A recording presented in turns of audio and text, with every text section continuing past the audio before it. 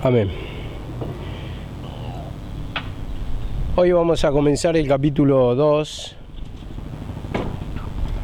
de Tito. Capítulo 2 de Tito. Dice así la palabra: pero tú habla lo que está de acuerdo a la sana doctrina. Vemos el versículo 1, cómo comienza. Dice: tú habla lo que está de acuerdo a la sana doctrina. Bueno, entendemos esto, todo lo que es fuera del mensaje de Jesucristo, lo que Jesucristo dijo, lo que Jesucristo aclaró, ya no es sana doctrina. Entonces entendemos que cuando dice sana doctrina, vamos con el versículo este que dice en 2 de Timoteo 2:17, dice la palabra así, 2 de Timoteo 2:17, y su palabra carcomerá como gangrena, de los cuales son Emineo y Fileto, que se desviaron de la verdad. Entonces todo lo que no está de acuerdo a la sana doctrina va a traer enfermedad. En este caso dice carcomerá como gangrena. Entonces la gangrena muestra como una enfermedad, y la gangrena ahí lo que representa es el pecado. Si no hay cruz, no hay humillación, no hay pedir perdón, no hay discernir el pecado y no hay arrepentimiento, por lo tanto la enfermedad va a seguir. Por eso vemos que la palabra, cuando se desvía uno de la fe, ya no está de acuerdo a la sana doctrina. Por eso hace este juego de palabras. Entonces, entendiendo esto, que solamente el desviarse de la verdad siempre va a traer enfermedad, y la enfermedad entendemos que es el pecado, porque hay retención. Donde no hay arrepentimiento, donde no hay cruz, donde no hay pedir perdón, entonces ese representa el desvío de la fe, y por lo tanto continúa una enfermedad que nos va a llevar a la muerte espiritual, porque lentamente nos va consumiendo, va trayendo cansancio en el camino, va trayendo opresión, va trayendo desaliento. Entonces eso nos elimina, como dice la palabra también en 1 Corintios, creo que está en el capítulo 9, cuando dice: no sea que habiendo sido heraldo para otros, yo mismo venga a ser eliminado. Entonces ese heraldo quiere decir guía, el instructor, y muchas veces somos guías, somos instructores, pero un pequeño desvío de la verdad, o por falta de conocimiento, o por la falta de humillación, de no querer tomar la cruz, entonces venimos a ser eliminados. Y como digo, podemos ser los heraldos de hoy y podemos ser los eliminados de mañana. Entonces en esa cuestión tenemos que pedir perdón y tenemos que trabajar para que nuestra fe sea sólida, para que nuestra fe se aferre al mensaje de la cruz, para que pidamos perdón, para que veamos que siempre tenemos que luchar contra Satanás de acuerdo al mensaje de la cruz. Y esto me lleva a 1 Corintios 1:22, 1 Corintios 1:22 y 23, amén. 1 Corintios 1:22 y 23. Dice: porque los judíos piden señales y los griegos buscan sabiduría, pero nosotros predicamos a Cristo crucificado, para los judíos ciertamente tropezadero y para los gentiles locura. Vemos, nosotros predicamos a Jesucristo y a este crucificado. Entonces ahí está mostrando justamente el mensaje que está anunciando Pablo. Esa es la verdad. Vemos que ahí está el poder de Dios revelado, la manifestación del Cristo revelado en la cruz del Calvario. ¿Por qué decimos la verdad? El Señor dice: yo soy el camino, la verdad y la vida. Entonces contrasta con la ley. La ley es figura, la ley es una sombra, como dice, de la realidad. Y vemos que cuando ya vino el Cristo, vino la realidad. Y por lo tanto están predicando acá la sana enseñanza, la sana doctrina, la verdad. Y esto es lo que destruye el pecado. Y como dice, nosotros predicamos a Jesucristo y a este crucificado. Esa es la sana doctrina que está predicando Pablo, porque esto es lo que te liberta de la enfermedad. Ahí se manifestó en verdad el poder de Dios, no en la ley. La ley solamente, como siempre decimos, muestra el pecado, pero lo que liberta es la confesión de pecado, la liberación, que tenemos fe que en la crucifixión fue derrotado Satanás, que ahí tenemos la liberación de nuestro pecado, y nosotros lo que tenemos que hacer es combatir contra el pensamiento de incredulidad para tomar nuestra cruz, para pedirle perdón, para que seamos libres de la opresión, del engaño del enemigo, del desaliento, de toda clase de pecado que toma nuestra vida y que muchas veces no queremos confesar el pecado. ¿Por qué? Porque justamente ahí está operando el espíritu de engaño. La autojustificación nos lleva siempre lejos de la cruz y por lo tanto no podemos ser libres, ¿no? Por eso el Señor quiere que confesemos el pecado para arrepentimiento, como dice, y perdón de pecado. Entonces cuando confesamos, el Señor ahí nos hace libres porque hay un corazón arrepentido, un corazón que declara, y esta clase de mensaje es la que siempre se tiene que predicar, porque esa es la verdad y esto nos saca la enfermedad que se llama el pecado. Dice en otra versión, para que lo vean más claro, para creer en el mensaje que anunciamos, los judíos quieren ver milagros, dice, quieren ver milagros, y los griegos quieren oír un mensaje que suene razonable e inteligente. Pero nosotros anunciamos que Jesús es el Mesías y que murió en la cruz. Para la mayoría de los judíos esto es un insulto y para los que son gentiles es una tontería. Entonces entendemos acá, para creer el mensaje, esa es la parte que me quedó. Los judíos quieren ver señales y esto no te hace acordar una palabra. Cuando estaba Cristo crucificado en la cruz, estaba siendo crucificado, ¿qué le dijo uno de los fariseos que pasaba por ahí?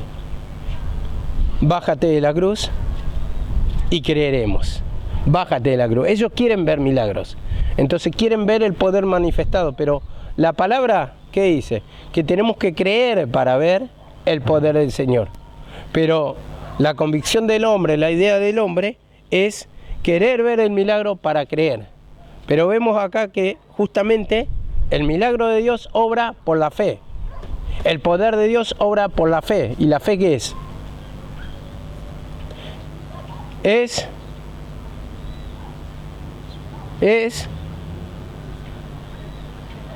la convicción de lo que no se ve. Es la convicción.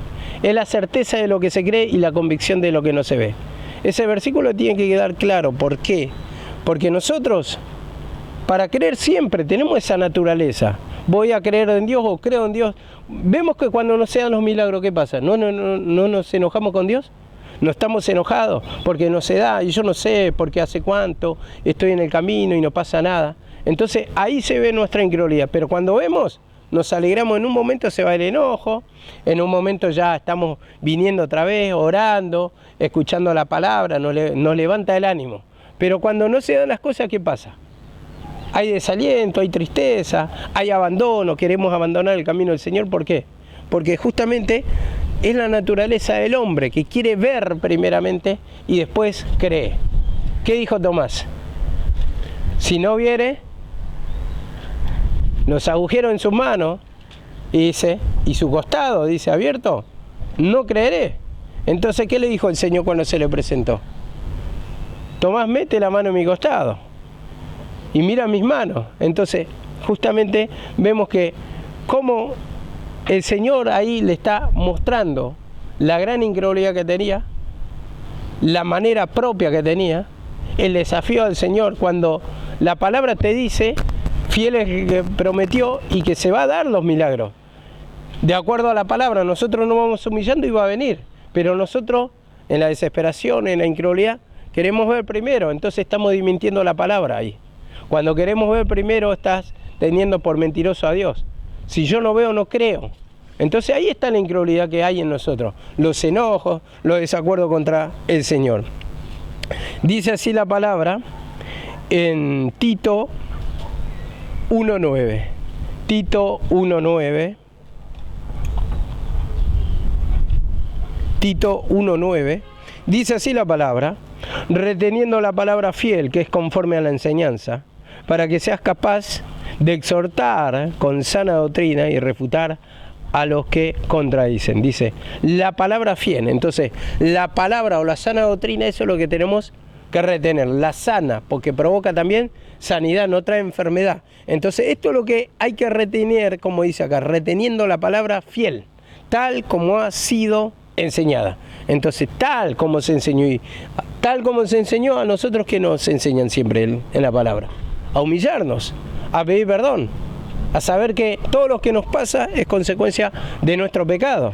No podemos defender nuestra postura, entonces solamente tenemos que declarar nuestro pecado para que el Señor haga la justicia, para que el Señor abra los caminos, para que el Señor destruya todo, la opresión, la carga, los desalientos. Amén.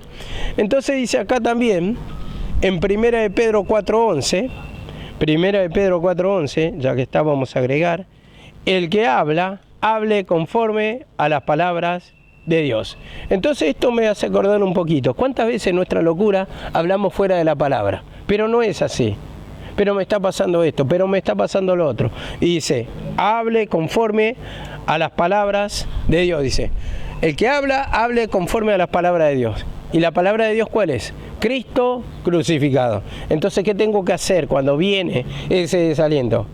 Pedir perdón, porque ahí apuntando en el pecado, eso va a ser el buen consejo para nosotros y para otra persona para que sean libres. Pero siempre de acuerdo a la palabra de Dios. Y la palabra de Dios manda a que nos humillemos, a que pidamos perdón, a que confesemos, porque ahí se produce el combate, en nuestro pensamiento, desaliento, derrota, el engaño, el decir apártate de la cruz, bájate de la cruz. Eso es lo que nos dice, como le dijo al Señor ese fariseo. Nos dice el enemigo todo el tiempo, apártate del camino, bájate de la cruz, ya no luches, no tiene sentido. Entonces vemos cómo actúa nuestra mente y nos trae engaño y nos trae desaliento. Pero también dice en 1 de Timoteo 6:3, 1 de Timoteo 6:3,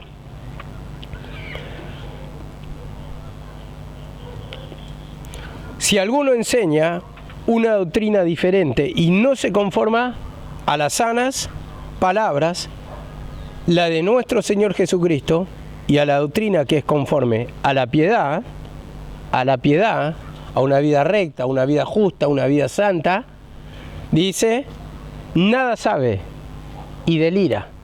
Esa parte está en el otro versículo, nada sabe y delira acerca de cuestiones. Entonces, si alguno enseña una doctrina diferente y no se conforma, que no es conforme a las sanas palabras de nuestro Señor Jesucristo y a la doctrina que es conforme a la vida recta, a la vida justa, a la vida piadosa, dice, nada sabe. Entonces, vemos que muchas veces hablamos fuera de la palabra y lo que tenemos que hablar es conforme a la palabra de Dios. Vemos que el consejo del mundo, ¿cómo va a decir? No, no es así. Y como dijo un hermano, Jesucristo era el más copado. Bueno, pero no está hablando conforme a la palabra del Señor cuando estamos tocando lo de idolatría. Entonces vemos que siempre tenemos que usar como referencia la palabra de la cruz, la palabra que predicó Pablo, porque ahí nos indica nuestro pecado, indica el camino, indica cómo batallar contra Satanás y cómo lucha Satanás en nuestra mente para traer el engaño. Segunda de Timoteo 1:13, Segunda de Timoteo 1:13, dice así la palabra, retén la norma de las sanas palabras, ¿puede ser? Segunda Timoteo 1:13. Retén la forma, ¿esto no lo leímos ya? No. Retén la forma de las sanas palabras que has oído de mí, en la fe y en el amor que es en Cristo Jesús. Vemos, retén la forma de las sanas palabras que de mí oíste. Entonces, ¿quién predicó esta palabra? ¿Quién empezó con la palabra de la cruz? ¿Cómo dijo Pablo? Pero a mí no me la reveló carne y sangre, sino Jesucristo. Entonces, él predica la palabra de la cruz y vemos que ahí está justamente la profundidad de su conocimiento, que sabe que tiene que combatir contra Satanás, que no toma como enemigos hombres, sino que toma al mismo Satanás que tiene distintas artimañas, distintos planes para eliminarnos del camino. Y dice, retén las formas de las sanas palabras que de mí has oído, en la fe y en el amor que es en Cristo. En la fe y en el amor que es en Cristo. O sea, está haciendo hincapié, no en la ley, sino en la fe de la palabra de Cristo, en el amor de la palabra de Cristo. Y vemos acá, eso es lo que uno tiene que retener. justamente la fe en que en el sacrificio ya triunfó sobre el pecado. Y cuando decimos ya triunfó, nosotros ¿qué tenemos que hacer después? Tenemos que tomar, como dijimos el jueves, la herencia. Ahí tenemos que combatir, porque entra ese espíritu de engaño.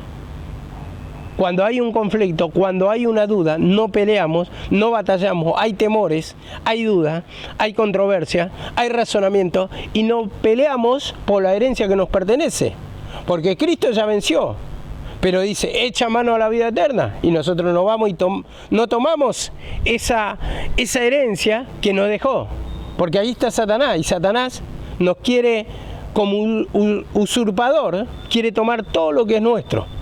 Entonces no peleamos, razonamos, pensamos que simplemente se tiene que dar, pero la palabra dice pelea la buena batalla, como tocamos el jueves. Entonces cuando hablamos de pelear, hablamos de que la pelea está acá, en la mente, el conflicto, el razonamiento, la opresión, la carga, el abandono, las maneras propias, y dice pelea. Entonces queremos conquistar, queremos tomar la herencia y ¿qué tenemos que hacer? Combatir, porque dice, la carne lucha contra el espíritu para que no hagáis lo que quisiere. Y dice, despojaos de los deseos carnales que batallan contra ¿qué? Contra el alma. O sea, es la lucha contra tu alma y Satanás quiere destruir tu alma. Eso está mostrando la palabra. Entonces, en nuestro pensamiento se presenta el combate y eso es lo que nos predispone mal muchas veces. Los razonamientos, en lugar de volcarnos a la palabra, en lugar de seguir la manera, las pisadas del Señor, tomando la cruz, como dice, el que quiera ser mi discípulo, tome su cruz y sígame. Entonces ya te mostró la forma, vas a crucificar ese viejo hombre. Él venció, sí, pero vos también, para vencer ese engaño, tenés que crucificar esos razonamientos, porque para tomar la herencia hay que batallar, no hay otra forma, no nos va a caer gratis nada, tenemos que combatir y el enemigo no está dispuesto a renunciar, sino que nos quiere avergonzar todo el tiempo. Dice la palabra que no ignoremos las maquinaciones del enemigo, ¿no? Dice que el enemigo, dice, que tiene distintas artimañas, dice, las artimañas del error. Y artimañas son planes tramados con inteligencia. Entonces, con inteligencia, con astucia, produce justamente esos planes. Hay otra palabra también en un versículo de Efesios que habla de las acechanzas. Y las acechanzas son como lo hacían los romanos. Dicen que no le podían ganar al ejército porque era más poderoso de Aníbal, el cartaginés. Entonces lo que hacían, como no le podían hacer frente, lo atacaban en el medio del bosque, pero lo atacaban así con celadas, digamos, no celadas, acechanzas. Acechanza del enemigo, como dice la palabra. Entonces, esa acechanza habla de que entraban, atacaban y huían. No presentaban batalla. Atacaban, entraban, acechaban y huían. Así hacían todo el tiempo. Entonces, eso irritaba al ejército de Aníbal. ¿Por qué? Porque no presentaban frente. Entonces, el enemigo así viene por momentos, te ataca y te irrita. Y te va irritando, irritando. Y dice que no lo podían alcanzar porque ellos no presentaban el frente, los romanos, sino que en esa acechanza ganaban por cansancio, los fastidiaban prácticamente. Entonces eso habla de acechanza y al enemigo también te fastidia, a veces parece que no te derrota totalmente, no te elimina, no te saca del camino, pero ¿qué pasa? Esa acechanza te ataca, por momentos te irrita y cuando lo querés alcanzar ya no está más. Y así no lo lográs alcanzarlo, no lo lográs destruirlo. Y eso te trae irritación en el camino, porque cuando parece que vas a salir, no salís y al final no lo alcanzás y otra vez vuelve y te vuelve a irritar, te vuelve a atacar y así está todo el tiempo el enemigo irritándote para producirte el enojo. Y ahí es cuando razonas, ¿cuándo se va a terminar esto? Y así actúa el enemigo. Eso no podemos ignorar. Y ahí es cuando nos tenemos que preguntar, ¿qué pecado es el que produce acechanza en nuestra vida y que nos irrita todo el tiempo? Que parece que cuando está vencido, que huyó, vuelve otra vez, porque no lo mataste, porque no lo alcanzaste, y vuelve otra vez. ¿Cuál es el pecado que te irrita? Que te hace enojar. Hay varios, puede ser varios, puede ser uno, pero lo que produce es una molestia, un escozor, una incomodidad, y decís interiormente, si no tuviera o si no me pasara esto, ya despegaría totalmente para poder servir al Señor correctamente. Pero ese es el aguijón, como decía, en la carne. La otra vez lo dijimos, el aguijón, que le pedimos que lo quite, pero sigue ese aguijón y le dice, bástate mi poder, o mi gracia, porque mi poder se perfecciona en la debilidad. O sea, nos da la gracia, nos da el poder derramado en la cruz, y nosotros lo único que tenemos que hacer es pedir perdón, porque ese poder se va a perfeccionar en la debilidad. ¿Por qué? Porque cuando más se manifiesta el poder satánico, más lo discernís y vas a poder pedir perdón mejor. Entonces, más y a mayor aguijón, mayor discernimiento, y por lo tanto mayor poder de Dios se va a manifestar en nuestra vida. Dice así también en el 2.2, Tito 2.2, que los ancianos sean sobrios, serios, prudentes, sanos en la fe, en el amor y en la paciencia. Vemos que los ancianos sean sobrios primeramente, sobrios. Y la persona sobria, yo lo que entiendo, vamos a dar varios significados, porque cada versión, digamos, que lo traducen un poquito diferente. Pero ese sobrio significa una persona equilibrada, una persona serena, una persona moderada, equilibrada. Y dicen que deben ser sobrios, serios, prudentes. Y no está hablando del anciano en el sentido pastor, está hablando de una persona mayor, de una persona anciana de edad. Dice, los ancianos deben ser sobrios, deben ser serios, dice, deben ser prudentes, sanos en la fe, en el amor y en la paciencia. Vemos, otra versión dice así, a los ancianos diles que deben ser responsables, que deben controlar sus deseos y deben pensar bien lo que van a hacer. Bien, y eso habla de la prudencia. Cuando está hablando de la prudencia, y cuando dice deben ser serios, deben controlar sus deseos, una persona, imagínate una persona, y vamos a hablarlo naturalmente, una persona que sea grande de edad y que se ponga en el lugar de usted, de la edad de usted, ¿no va a quedar un poco de ridículo? Ustedes que son jóvenes, relativamente jóvenes. No todos son jóvenes, pero, o sea, relativamente jóvenes. ¿No va a quedar ridículo? Queda ridículo. Queda ridículo.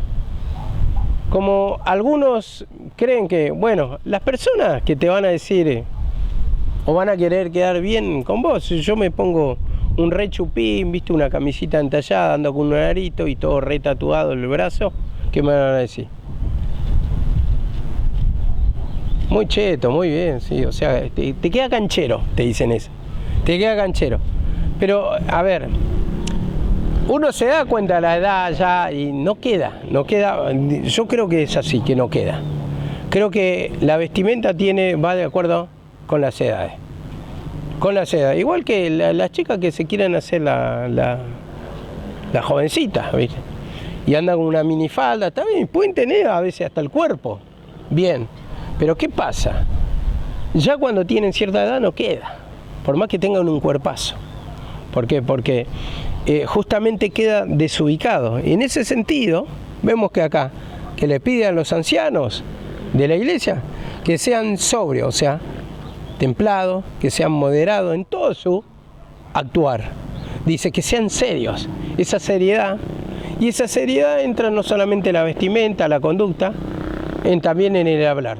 Bueno, acá yo creo que tengo un punto en contra, porque a veces también me pasa esto que me pongo en el lugar de ustedes y pierdo la seriedad, ¿no? Que soy, como me dice mi hermana siempre, tengo ese espíritu de bufonería, no sé por qué me sale, me fluye naturalmente, mi papá era así. Bueno, eso me tengo que humillar, porque si tengo un cargo, digamos, de predicador, Entonces, no quita que no pueda hacer un chiste, pero digo la seriedad en el sentido que todo el tiempo no me puede gobernar ese espíritu. Y digo prudente en el sentido de pensar bien lo que voy a hacer. La prudencia habla, a ver, voy a subir arriba del techo, pero voy a usar esos andamios y tengo que pensar bien cómo lo voy a hacer y ser prudente para no caerme en la subida. Entonces vemos que eso habla de prudencia, ¿no? Pero la prudencia en este caso del anciano, acá habla en la conducta, en el hablar, en el actuar. ¿Qué voy a decir? ¿Cómo voy a orar? ¿Cómo me voy a dirigir a la gente? ¿Cómo voy a tratar con los hermanos? Y tengo que pensarlo bien todo. ¿Todo para qué? Para que no me desboque. Entonces todo de acuerdo al sentido de la palabra. Todo de acuerdo al sentido de la palabra. Entonces, nosotros también en el sentido, a ver, tal vez ustedes estarán apuntándome a mí, ¿no? Porque soy una persona más grande que usted. Pero en el sentido que usted, la mayoría tienen cargo acá en la iglesia también. Tienen que tener esa prudencia, esa manera de conducirse, esa manera de hablar, siempre para guardar testimonio. Acá lo estoy hablando por los hombres, ya lo va a tocar en la otra prédica, el de las ancianas mujeres, que toca algunos otros pecados que están patentes en la iglesia y que los tenemos, digo, ¿no? Que se tiene. ¿Por qué? Porque solamente a través de mirar en la palabra, reflejar y meditar un poquito, ya vemos nuestra condición, cómo actuamos fuera de la palabra, cómo somos piedra de tropiezo para muchos, en nuestra conducta, en nuestro hablar, y podemos ser todo lo serio que pensamos. Pero en el sentido, cuando vos estás actuando fuera de la palabra, sea serio, pero por el otro lado tenés otro pecado, también sos piedra de tropiezo. Y esto también amonesta la palabra, amonesta al Señor. Y como dice acá la palabra, en Job, en el libro de Job 12.2, y mientras que buscan Job 12.2, voy a darle otra versión que me gustaba también sobre los ancianos. Dile a los ancianos que sean serios, sensatos, con dominio propio y sólidos en su fe, en amor y en perseverancia. Sólidos en su fe. Entonces, un anciano, en el sentido de una persona grande, no puede estar fluctuando, no puede estar un día dándose el gusto de decir, a ver, hoy no sigo, mañana sigo. A ver, ¿por qué? Porque ya tiene que tener una forma de conducirse, según la palabra. Entonces, sólido en la fe, sólido en la confianza, que se va a conducir conforme a la palabra. Y esto tenemos que entender, que siempre nuestra conducta tiene que estar de acuerdo o conforme a la palabra. Y ahí tenemos que meditar qué clase de personas somos. Sino un día nuestra fe está por el cielo y otro día la fe está por allá por el suelo. No, dice estable, sólida, firme, que no se aparta del camino. Y dice en Job 12:12, dice así: en los ancianos está la sabiduría y en la largura de días el entendimiento. En los ancianos, en la mucha edad, está la sabiduría. ¿Y es sabio por qué? Porque ha pasado experiencia. Entonces, en la largura de días, en los muchos días, el entendimiento. ¿Por qué? Porque va pasando situación y va comprendiendo cómo es esto del camino. Va comprendiendo cómo es la vida, cómo se manifiesta Satanás, cómo tenemos lucha, cómo tenemos brega contra Satanás, cómo se va manifestando las diferentes formas y va entendiendo la vida. Entonces dice acá, en los ancianos está la sabiduría, está el conocimiento. Esto quiere decir, y en la largura de día, el entendimiento. ¿Por qué? Por experiencia sabe. Un anciano que va tomando la cruz, a eso me refiero. Por experiencia sabe. Entonces, vos te das cuenta cuando una persona sin experiencia te va hablando, una persona joven, que piensa que va a resolver todo en la vida. Así que se le va a dar porque sí. Y bueno, les cuento esto. Me había contado Elías, que decía que, bueno, quería que lo banque, que él quiere estudiar. Y quiere terminar su universidad para tener un título, porque él lo quiere hacer en el sentido de que no quiere que le vaya mal en la vida en el sentido económico, en el sentido de no tener un título, de ganar poca plata. Bueno, ¿por qué? Esto pasó así. Los compañeros de él, cada uno con solamente secundaria, fueron a trabajar. Fueron a trabajar, supuestamente le iba a ir bien porque después iban a alquilar. Unos se fueron peleados con los padres, se fueron de la casa, se fueron a ver con amigos. Bueno, la cuestión es que todos volvieron a la casa otra vez. En el sentido que vieron que no le alcanzaba, aunque trabajaban. No le alcanzaba ni para su sustento.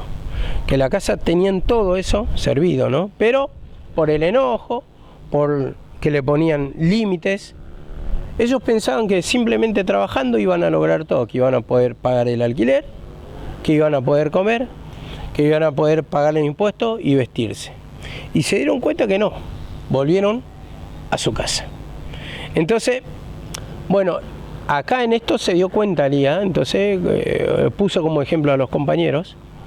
Entonces, bueno, él también era de esos pensamientos que sería fácil así, pero no es fácil.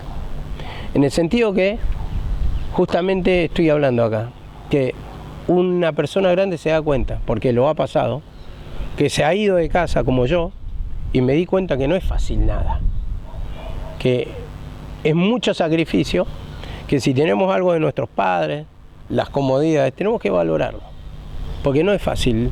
El joven piensa desde que, por ejemplo, trabaja un poco y se compra el helado, se compra la gaseosa, se compra la factura, se compra eso.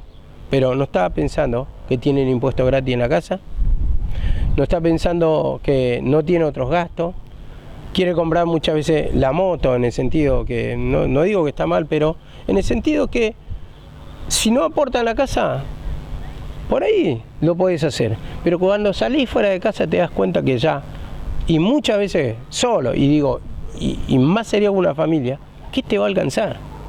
¿Qué te va a alcanzar? No es fácil. Entonces ahí un anciano ya se da cuenta, una persona grande, la falta de experiencia del joven. Qué desafiante, que yo lo voy a poder hacer todo, que mis viejos no saben nada de la vida, que a mí no me va a ir como mi viejo, porque es un fracasado, porque es un pobre, yo voy a estudiar y voy a ganar tanta plata. Él piensa que simplemente es decir 2 más 2 es 4 y que se va a acomodar toda la vida, y no es así. Justamente el diablo viene para matar, hurtar y destruir. Entonces, la experiencia de una persona que te está hablando, que es grande, es porque ya la pasó y te está aconsejando para bien, para que no te pegues la cabeza contra la pared.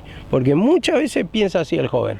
Y eso es lo que le lleva al fracaso, al mucho sufrimiento, y es triste cuando el joven está lejos de la casa, ¿no? Que a mí me pasó particularmente, porque ahí no te mima a nadie.